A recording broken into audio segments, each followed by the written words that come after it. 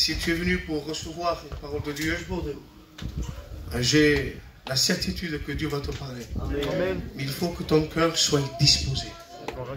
Si ton cœur n'est pas disposé, n'importe quel message qui viendrait de la parole de Dieu, il ne pourra jamais faire de l'effet. Des fois, on s'attend à un gros message. Si je me gros ce message, ça va en tout cas. Non, non, non. Si tu viens avec la soif, avec un besoin de Dieu, Dieu va te parler, il va te dire un mot. Amen. Amen.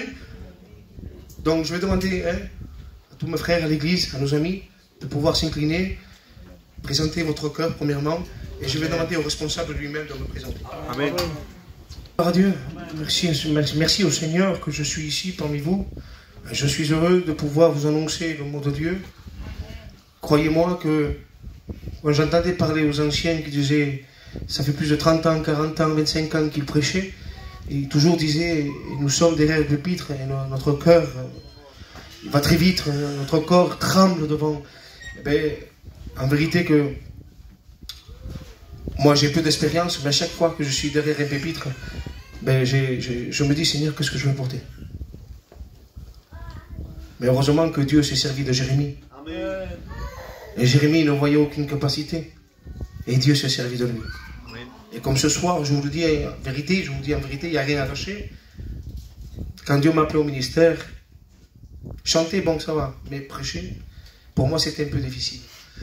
Mais il m'a dit, Jérémie a fait confiance à que je remplisserai sa bouche. Et je ferai de même avec toi. Amen. Amen. Que Dieu soit béni. Vous savez, Dieu, quand votre responsable m'avait dit de pouvoir venir ici vous prêcher la parole de Dieu, je lui ai dit que oui, je viendrai, d'accord, mais je n'avais pas de message. Mais je fais confiance à Dieu, comme d'habitude, comme on fait tous les serviteurs de Dieu. Que ce soit moins jeune ou vieux, nous attendons toujours sur la grâce de Dieu. Amen. Amen. Donc, et je disais, Seigneur, comme tout serviteur, comme tout chrétien, on se place devant Dieu. Et Dieu me disait de pouvoir vous partager l'amour et le pardon de Dieu. Alléluia, amen. Parce que des fois, on connaît la parole, même pour nos amis, et même l'église, les frères et sœurs. On connaît que le sang de Jésus purifie de tout péché. Qui ne connaît pas ça? Mais une fois que nous passons devant la croix, et que nous sommes là, nous sommes convaincus que le sang de Jésus purifie de tout péché. Mais une fois que nous sommes nés de nouveau et que nous péchons involontairement, ben des fois on se culpabilise. On se culpabilise. Pourquoi? Parce que des fois on tombe toujours dans la même pierre. Et quand on tombe souvent dans la même pierre, on se dit on n'est pas chrétien, on n'est pas né de nouveau. Excusez-moi, c'est le message que j'ai pour ce soir. Amen, amen. Et je sais qu'il y a des personnes qui se sont accablées parce que ils ont fait des fautes involontairement, ils ont péché involontairement et ils n'arrivent plus à surmonter.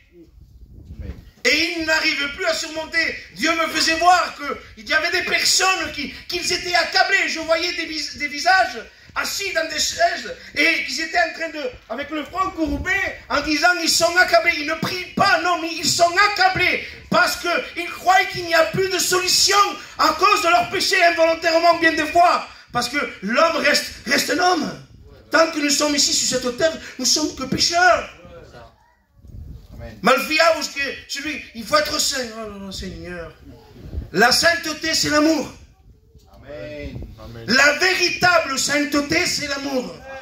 Ce n'est pas une tenue, non, parce qu'il dit, il a l'apparence de la piété, mais il réalise qu'il fait la force. Je pourrais avoir une belle apparence, mais à l'intérieur de moi, Dieu seul sait que je renie la force. Non, la véritable sanctification, la véritable sainteté, c'est l'amour. Et l'amour te dira la vérité. L'amour ne te passe pas la pommade. L'amour te dit la vérité. Non pour te condamner, bien sûr, ça c'est du diable, mais pour t'ouvrir une porte plus tard. Amen. Amen. Et Dieu m'a mis des personnages dans la Bible comme exemple qu'ils ont fait beaucoup de mal et qu'ils ont eu le pardon de Dieu. Tout homme connaît l'histoire de Joseph. Qui ne connaît pas l'histoire de Joseph? Elle est merveilleuse, l'histoire de Joseph. Mais ce soir, je ne voudrais pas vous parler de Joseph. Je voudrais vous parler de ses frères. Des mauvaises intentions qu'ils avaient contre Joseph. Nous allons regarder quelques détails. Je ne peux pas vous raconter toute l'histoire parce que ça serait bien trop long. Moi, ce que je veux, c'est vous prêcher 10-15 minutes, d'essayer le plus court possible. De vous laisser avec cette soif d'écouter la parole de Dieu. On va regarder des petits points des frères de Joseph ensemble. La première chose que je voudrais voir avec vous, c'est quand les frères ont vu Joseph, parce que les frères de Joseph amenaient les bétails, ils pèteraient les animaux de son père Jacob, et Joseph cherchait ses frères.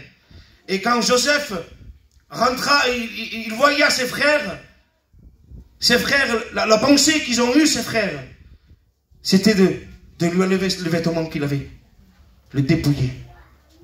Parce qu'ils étaient jaloux, en quelque sorte. Parce qu'il avait une très belle tunique. Et parce qu'ils étaient jaloux, ils ont arraché la tunique de Joseph.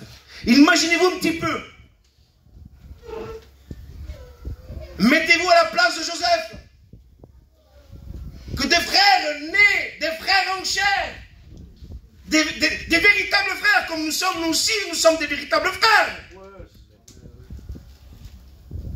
Mais imaginez Joseph, lui, il s'attend, lui, à voir ses frères, à être avec ses frères, et voilà qu'en retour, Joseph,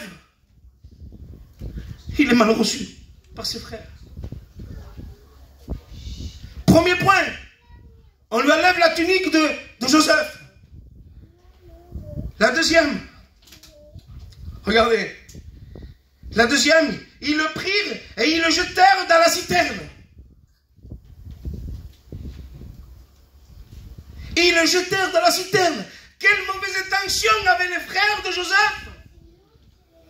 Quelle mauvaise intention!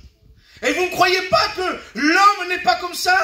Vous ne croyez pas que l'humanité est comme ça?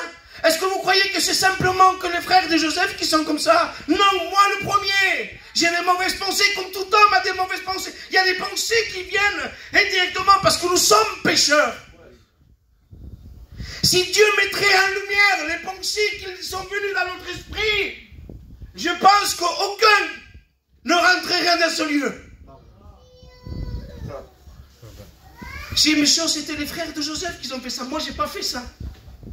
Mais à l'intérieur de notre cœur, la Bible dit que c'est dans le cœur qu'il sort les pensées des meurtriers, de la jalousie, de la calomnie. C'est du cœur. Et ça, c'est tout homme qui l'a. Imaginez-vous Joseph dans la citerne. Moi, je me suis imaginé un petit peu.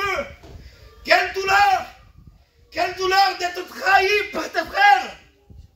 Quelle douleur. Et Joseph tout seul dans un puits qui ne peut pas lui sortir lui-même dans la citerne. Il ne peut plus ressortir. Il se voit la mort. Troisième point. Les frères, ils voient une caravane de loin. Et là, ils ont la pensée de dire, que ferons que notre frère soit dans la citerne? Qu'est-ce qu'on gagnera? Prenons-le et vendons-le. Nous allons le vendre. Ils sortent Joseph de la citerne. Que c'est où Joseph, lui? Qu'est-ce qu'il est en train de penser, lui?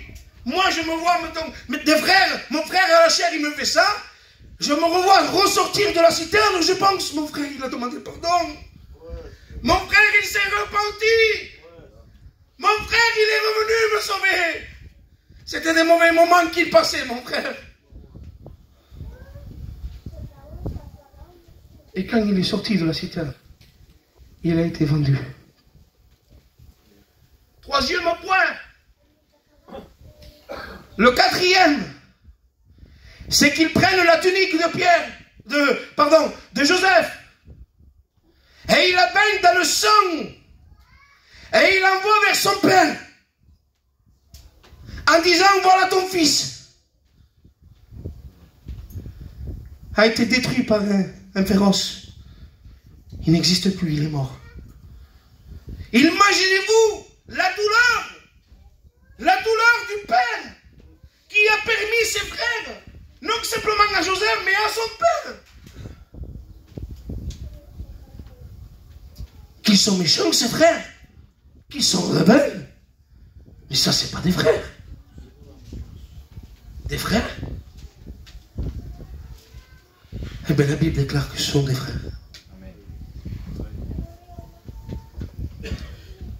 Regardez notre point aussi.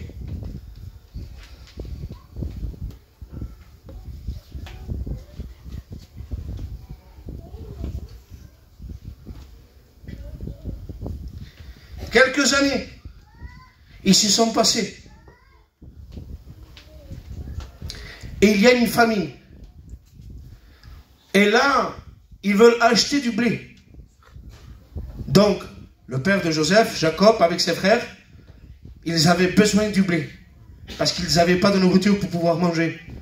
Et là, ils savent qu'en Égypte, il y a du blé en abondance.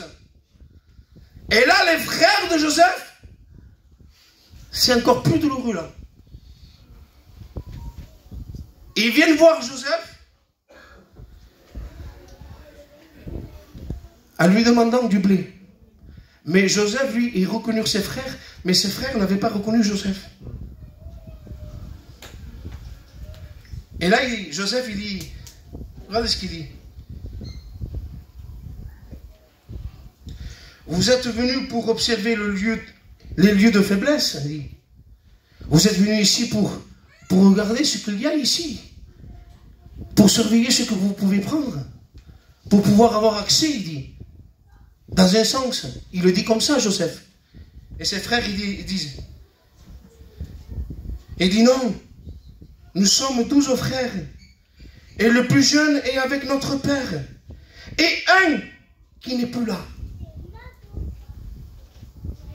Quand Joseph entend ces paroles, il dit, nous sommes 12 frères, et un, le plus jeune, il est vers le père.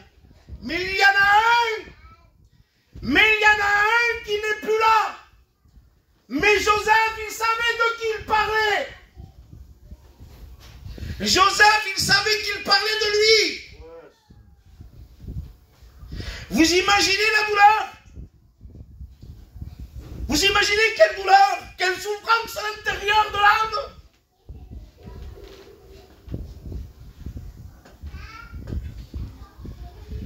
Et vous pourrez dire, comment ces hommes ont eu le pardon de Dieu?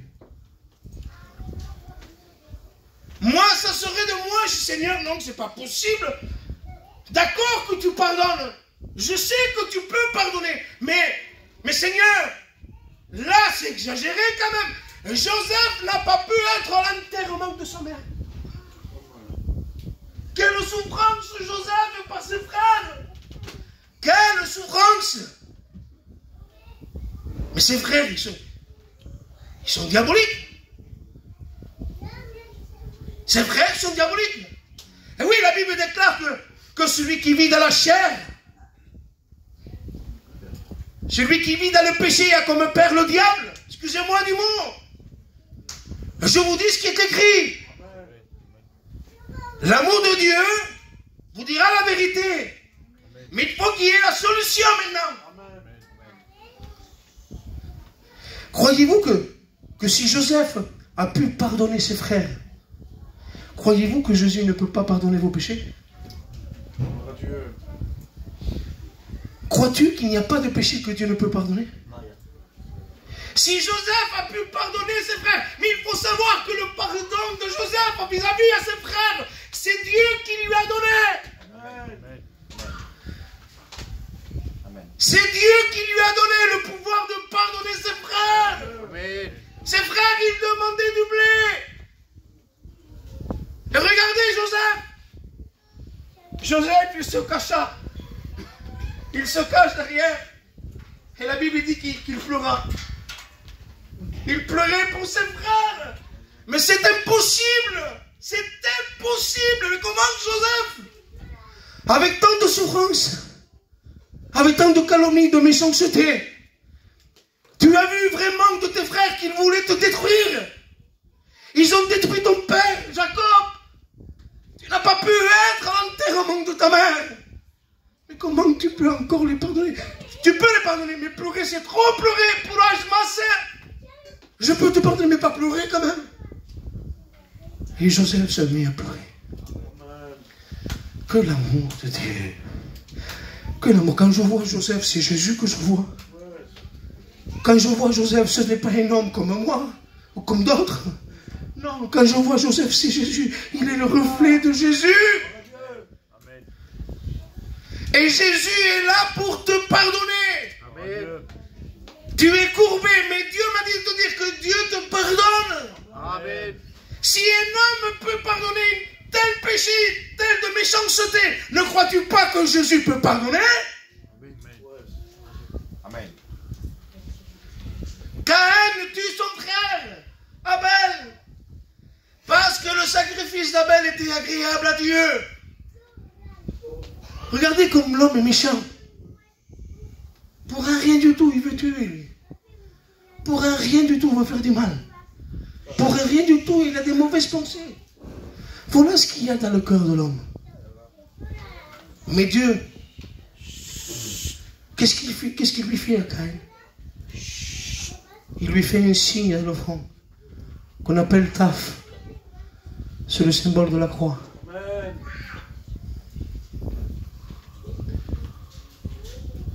Dieu est là pour te protéger. Amen. Dieu est là pour te protéger. Il veut te prendre dans ses mains et te dire qu'il te pardonne, qu'il veut te caresser. Il veut te prendre dans ses bras. Mais il faut que tu crois que Dieu pardonne tes péchés. Amen. Amen. Maintenant, je vais vous parler de Jésus. Je vous ai parlé un petit peu de Joseph, un petit peu de Caïn avec Abel.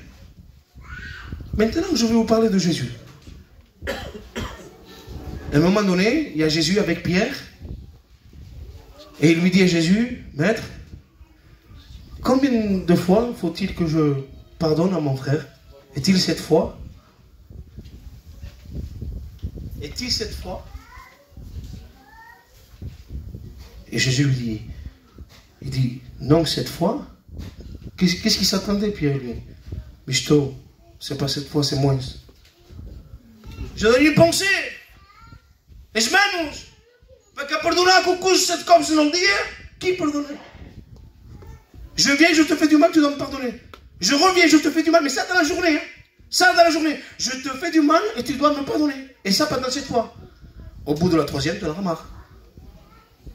Et Jésus lui dit non, non 7 fois, mais 7 fois 70 fois.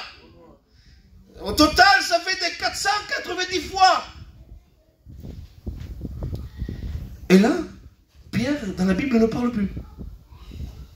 Et là, Jésus reprend une parabole. Pourquoi Jésus reprend une parabole? Du moment qu'il lui dit à Pierre, 7 fois, 70 fois. Du moment qu'il a été éclairé sur ça. Pourquoi Jésus lui parle de la parabole? Parce que Pierre ne l'acceptait pas, c'est ma pensée. Pierre n'acceptait pas de pardonner autant de fois. Il ne voulait pas, Pierre, pardonner. Et c'est pour ça que Christ lui parle en parabole. Il dit une fois, il dit, voilà le royaume des cieux, à quoi il est semblable. Il parle du royaume des cieux. Il ne parle plus de ce qui est terrestre. Il parle de ce qui est royaume. Amen. Il prend comme exemple le royaume. Il dit, il y avait un roi avec un serviteur. Et le serviteur lui devait des comptes. Mais il n'avait pas assez. Il ne pouvait pas lui rendre les comptes qu'il lui devait. Alors avant, il y avait une loi qu'il devait vendre ses enfants, sa femme, tout ce qu'il avait, pour pouvoir rembourser ce qu'il devait. Et là, ce serviteur se met à genoux, il lui demande, en suppliant. Il supplie le roi, en disant, mets-moi la dette à plusieurs fois, je te payerai un peu à peu.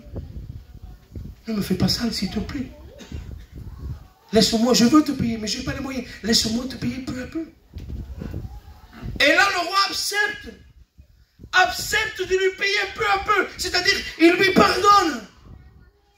Il dit, voilà à quoi il est semblable au royaume des cieux. Mais quand il parle du roi et du serviteur, de qui il est en train de parler?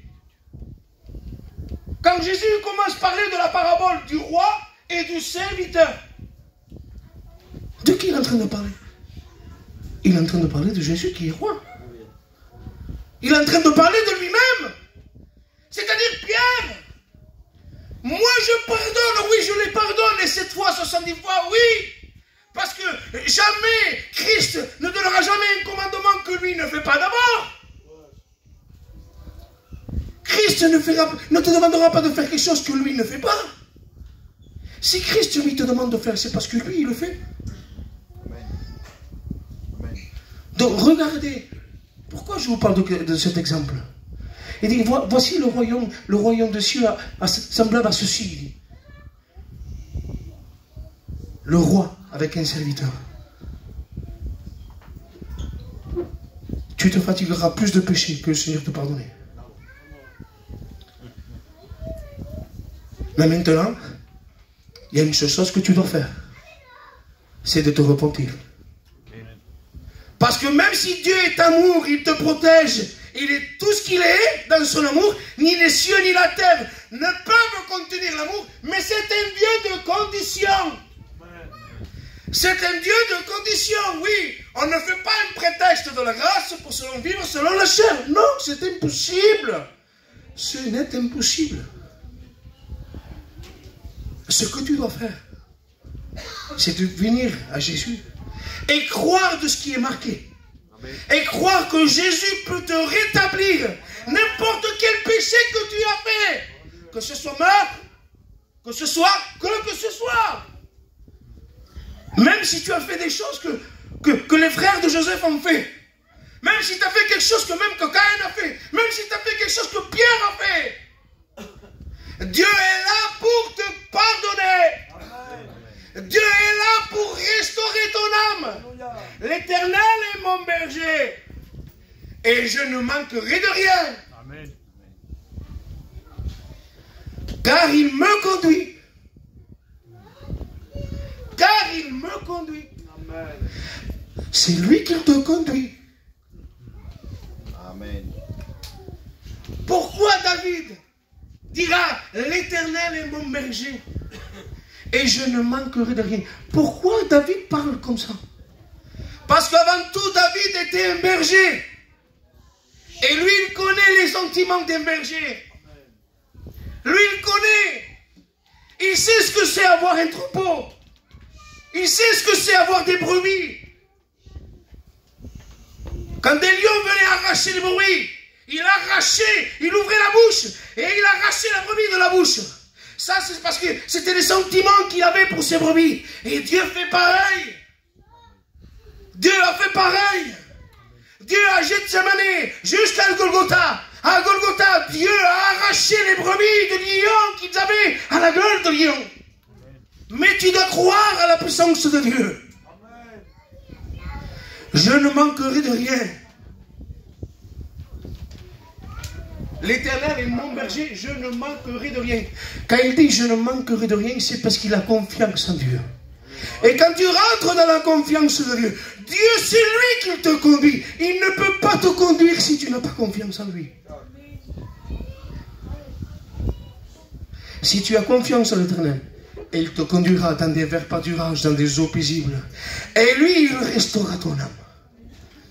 N'essaye pas de venir ici assister à des réunions. Il faut venir, je ne dis pas le contraire. Mais ne crois pas que en assistant, que tu vas guérir ton âme.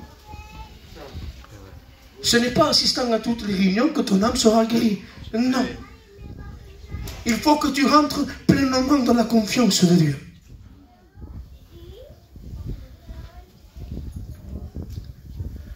Veux-tu que l'Éternel soit ton berger? Amen. Ce n'est pas en multipliant mes paroles que je vais convaincre les cœurs. Si tu veux qu'il te conduise dans des verts pâturages, si tu veux qu'il restaure ton âme, l'Éternel est le berger. Amen. Voudrais-tu présenter ton cœur? Voudrais-tu lui faire confiance ce soir? Est-ce que tu crois en la puissance de l'Esprit? Excusez-moi, mais on en a marre de vivre sans l'Esprit. Fini ça. Je ne dis pas que si, ça y est. Je ne veux pas être maladroit. Et je ne dis pas qu'à Perpignan, ça y est pas non plus. Je ne dis pas ça. Non. Mais nous avons besoin de voir la grandeur de Dieu. J'ai besoin de voir les âmes restaurées par Dieu. Non restaurées par des messages, par des cantiques. Non. Aujourd'hui, on attend tel prédicateur, il vient prêcher. On va y aller, on va le voir, voyez s'il peut prier pour nous. Vous entendez, vous mettez votre confiance à des hommes. Je respecte les hommes de Dieu. Et Dieu se sert de ses serviteurs, bien sûr. Ils sont les instruments de Dieu. Je le crois de tout mon cœur. Mais arrêtons, cessons de faire confiance aux hommes. Amen. Fais confiance en Dieu. Amen. Tu dois faire confiance en Dieu. C'est pour ça que ta vie ne change pas. Moi, ça fait tant de mois, tant de jours, tant de semaines que je viens et je dis rien qui a changé.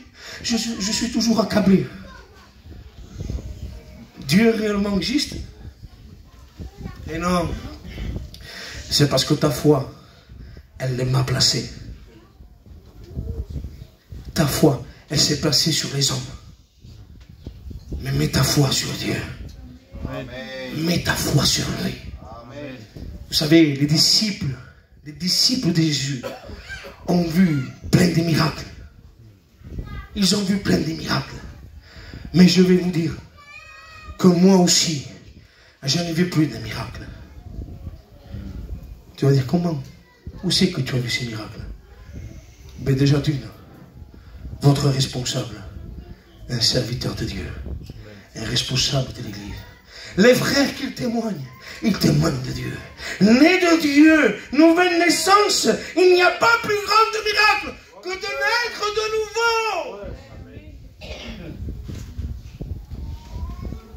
Pierre a marché sur l'eau.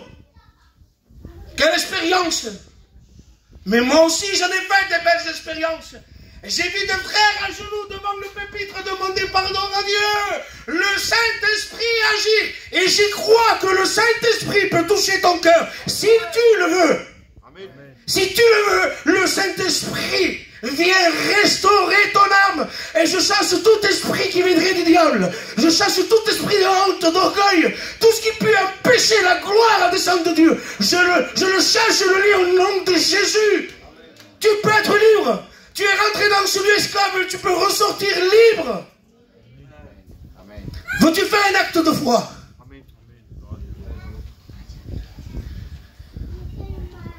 Je finis par une expérience.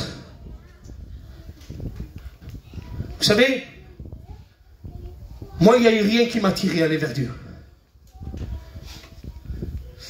Et une fois, j'ai participé à une réunion. Et là, c'était Paul, le serviteur Paul de Perpignan. Et il prêchait sur la vie éternelle. Il y a 2 endroits où passer l'éternité. C'était simple comme un message. Et ça touchait mon cœur. Et pendant un mois et demi, je venais. Mais je n'avais pas vraiment pris une décision. Et un jour, 4 personnes. J'ai dit, Seigneur, si c'est vrai qu'il y a un paradis, si c'est vrai que tu existes, viens toucher mon cœur. Il ne s'est pas laissé attendre, Seigneur. Amen. Je vous garantis, baptisé de feu de l'Esprit. Amen. Baptisé du feu de l'Esprit. À une après-midi, 4 personnes. Ne croyez pas parce que si nous sommes, gloire à Dieu, que nous sommes nombreux. Mais ne croyez pas que c'est la quantité qui va faire mouvoir le bras de Dieu. Hein. C'est pas la quantité, vous vous trompez. Non. C'est la qualité de Dieu.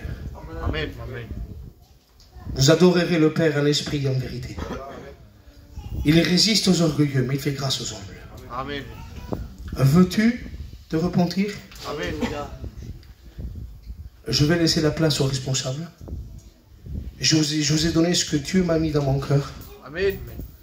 Et j'espère que ce mot, je le crois de tout mon cœur, qu'il y a eu des personnes qui ont été interpellées par la parole de Dieu. Vous savez, des fois, je ne m'attends pas des amens. J'ai quoi faire des amens. En bouille pas des amens. Timpo, quand il a des amens, timpo. Parce que la parole de Dieu, il est la lumière et moi je suis ténèbres. Donc dire amen à chaque fois, amen, amen, amen. Amen, oui, il faut dire les choses amen quand il le faut, bien sûr. Mais quand il y a beaucoup d'amen, c'est un danger. Parce que la parole, elle est là pour éclairer les ténèbres. Nous devons pleurer sur notre misère. Paul dira, sentez vos misères. Sentez. La véritable communion. Je dis ça, j'arrête. La véritable communion. Il te fera voir premièrement ce que toi tu es et ce qu'il dit lui il est. Amen. Parce qu'il est lumière. Et moi je suis ténèbres. Que Dieu vous bénisse. Amen.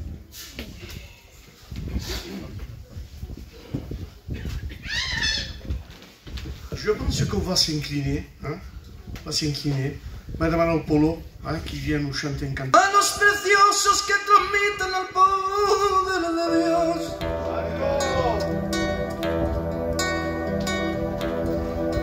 Que sus vidas están de continuo llenas de unción. Pagan el precio pues están consagrados a la oración. En su aposento cerrada la puerta buscan al Señor. Están llenos de nobleza y de sinceridad. Y aunque tienen victoria en sus vidas no hay vanidad. Humildad.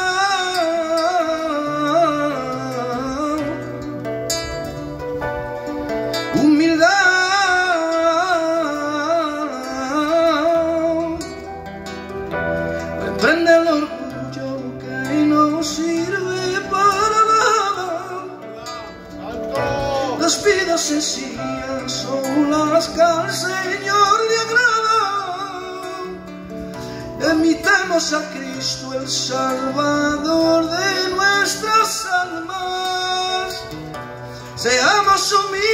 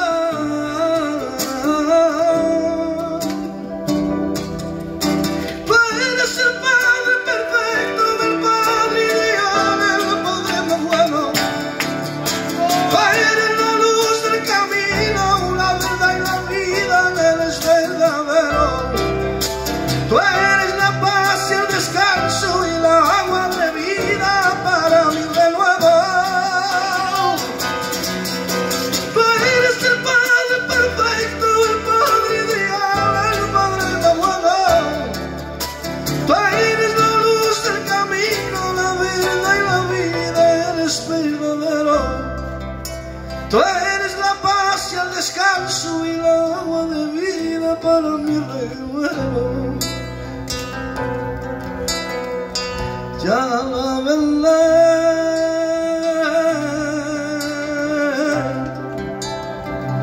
ya la verdad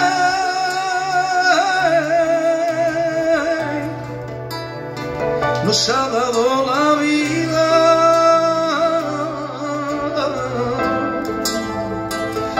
Salvados